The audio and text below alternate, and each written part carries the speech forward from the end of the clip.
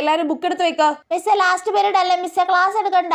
അതെ മിസ്സേ, ക്ലാസ് എടുക്കണ്ട. ക്ലാസ് എടുക്കണ്ട മിസ്സേ. ക്ലാസ് എടുക്കണ്ട മിസ്സേ, കുറെ ചാപ്റ്റർ തീർക്കാനുണ്ട്. സൈലൻസ്. എന്നാ പിന്നെ ക്ലാസ് എടുക്കുന്നില്ല. എന്നാ പിന്നെ ഞാൻ നിങ്ങളോട് കുറച്ച് ജനറൽ നോളജ് ക്വസ്റ്റ്യൻ ചോദിക്കാം. ലോകത്തിലെ ഏറ്റവും വലിയ സമുദ്രം ഏതാണ്?